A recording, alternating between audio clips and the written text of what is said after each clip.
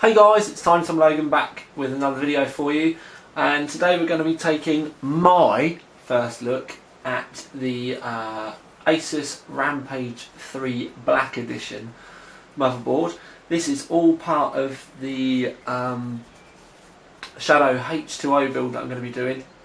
And where I've not reviewed this before, basically what I thought I'd do is I'd give you a nice up close look at the board and the box and all the accessories, and we'll talk about what's inside the box and everything that comes with it. But basically, if we open this side of the board, you get some information here. We'll talk about everything in depth in a bit, but basically there's the Thunderbolt inside, which is an add-on card that goes in a PCI Express 1 slot, or well, any PCI Express, but it's a PCI Express 1 interface. But it's basically got a Killer E2100, I keep saying today, Killer E2100 network chip in there for faster Ethernet access, but it's also got a headphone amp built in. There's an input and an output, so obviously your microphone and your headphones, which is what they say is powered by Sonar, which is Asus's line of audio products. Then we've got lots of stuff down here because there's a Bluetooth and a wireless card built onto the board as well. It features ROG Connect, the Extreme Digi Engine stuff, GPU dim post, which basically means you've got a little light for when the GPUs are posting. So if you get a GPU error, you can you'll be able to work out which one it is, and you can also disable that slot if you're running multiple cards, for argument's sake. Rather than having to take all your water cooling out, you can just flip the slot off and basically disable the graphics card altogether, and your system will ignore it rather than not posting. Extreme tweaker, BIOS flashback, voltmeter LED, and load line calibration. But basically what I'm going to do with you on the camera now is I'm going to pop the box open and we'll take a look at the accessories that are inside before we take a look at the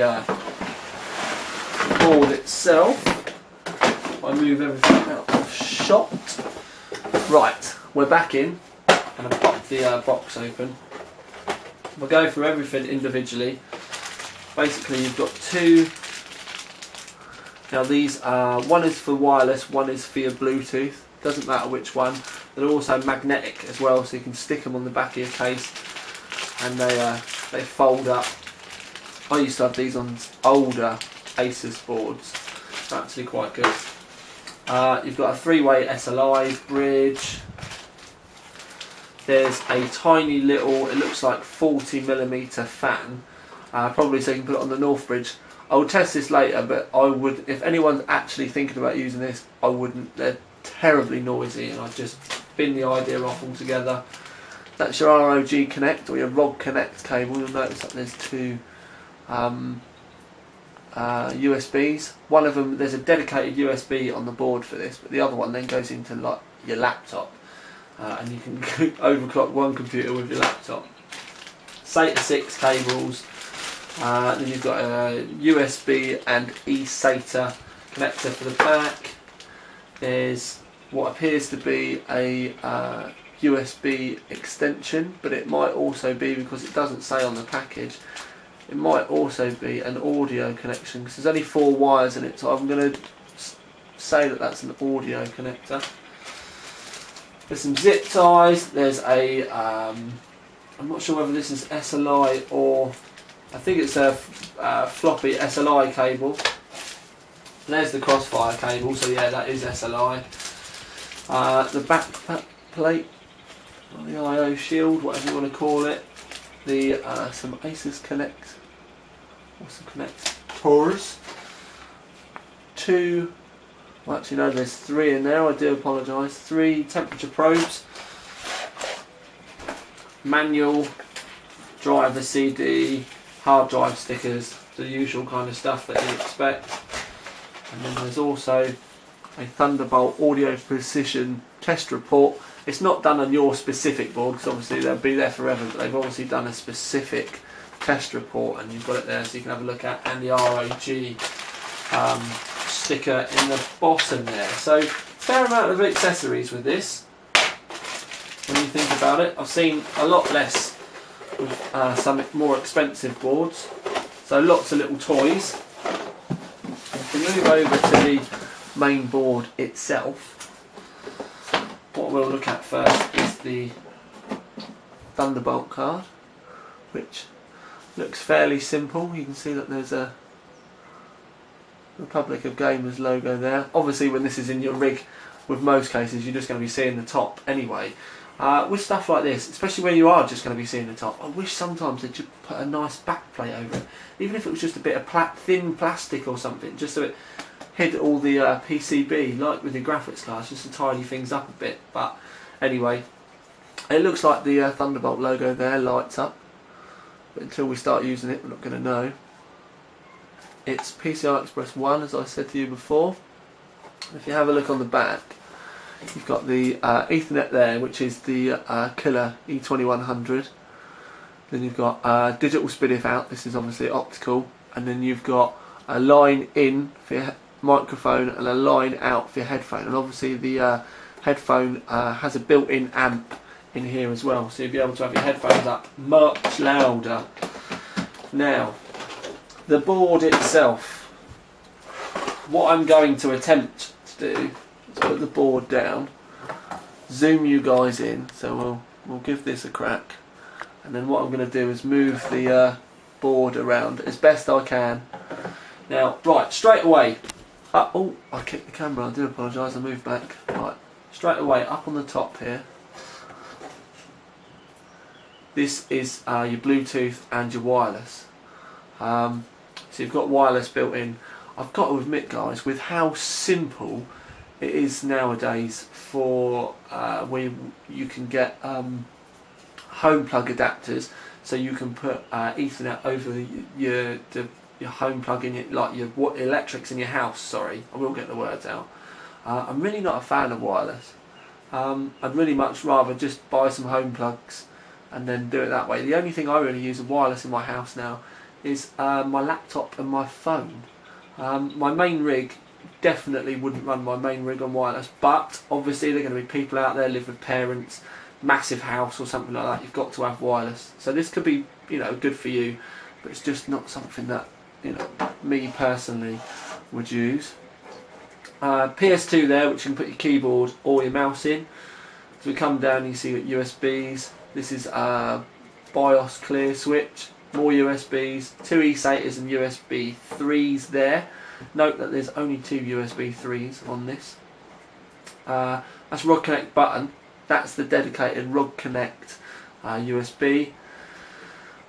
2 more USBs, Intel Ethernet there, and then going on to your audio, which if I just show you quickly, you can see here that it says X-Fi Supreme FX or X-Fi 2 Supreme FX. The X-Fi on this board is software only. It's not an X-Fi chip. Anyway, what I'm going to do, actually I'm going to zoom you out a little bit more. Right, so the new heat sinks on the board, obviously very black with dark red at the bottom. If you look, you can see the dark red around here. Now I quite like this look, heat sinks. Very kind of digital looking design. If I put them back so you can actually see them, a very digital looking design heat sinks. Now I was a big fan of the original Rampage heat sinks, and I've got to admit I'm not sure whether I like these or not. That's just a personal point of view on the aesthetics more than anything else. If you have a look there, you can see you've got the NEC token chip, CPU area. Trying to get this, I know we're all over the place, I do apologise. CPU area, you should still be able to get big heat sinks in around here, because it's going to be coming in underneath your kind of RAM area, so you should be fine. The RAM has also been changed, because rather than having black and red slots, we've now got grey and black slots, and that's pretty much followed on with all the PCI Express slots as well, as you can see they're all grey. Also on the back you'll see that the SATA slots are now just black and with the 2 grey for the SATA 6. While we're here though, a new addition is a right angled USB 3 header here. Nice to see a right angle, and I do like that. Another new addition up in this top right hand corner is a LED poster, so you can fault find. When I was talking to you before about being able to disable the PCI Express slot, say your card dies and it's not allowing your system to post, you can tell by the LEDs down the side of the PCI Express slots themselves, one will light up and say that's what's not allowing the system to post, and then you can just use these switches to disable it. This, for a multi-card, especially water-cooled system, would be amazing, because like if your graphics card dies, rather than having to remove it, take all your loop apart, you can just flick it off. So in that respect, that's brilliant. It's also good for overclockers. If you're having problems, you can fault find that way. But what I'm going to do now is just give you a slow look around the board. Obviously, if you want to see anything, you can just pause the video at any time.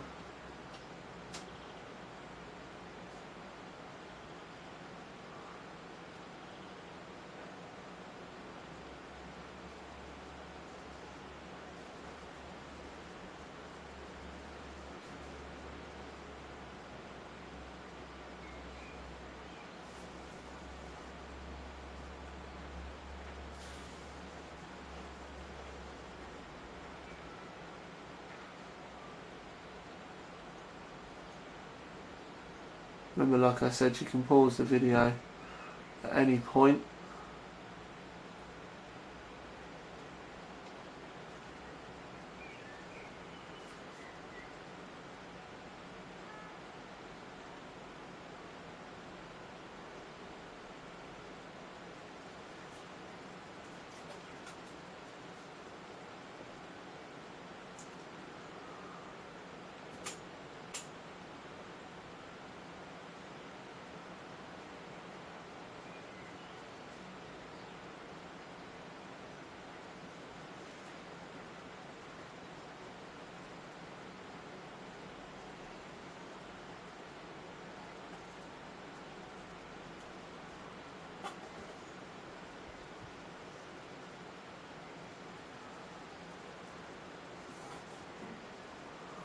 Just trying to give you all the angles possible with the heatsink and around the board. I'll show you up quickly the X5 sticker over the top of the chip. And looking around, we've got 2 USB controller chips on the board. One there, one there, and then one there. So I'm trying to remember which hand to use. If I zoom you back out again, give you a overlook of the entire board.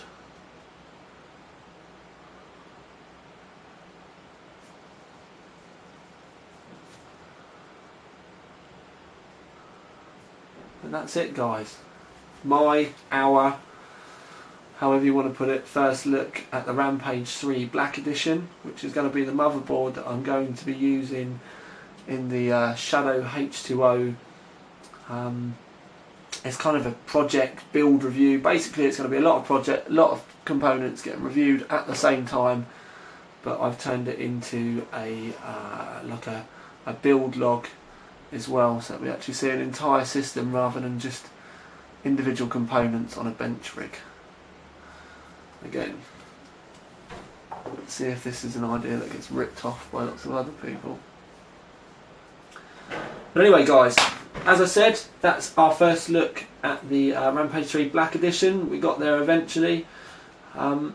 Look out for further reviews. Obviously, we're going to be reviewing the motherboard in depth at a later date once the system's built. We'll also be reviewing the HD 6990 LCS from Powercolor. And it's all going to be going in a HAF 932 advanced case as well. So we've got some pretty tasty components. Power supply, RAM, other little bits and bobs, still not 100% made my mind up on yet. But we'll see when the system comes together and see what works best in there. But for now at least, this is Tiny Tom Logan with our first look at the Rampage 3 Black Edition for the Shadow H20 build review projects.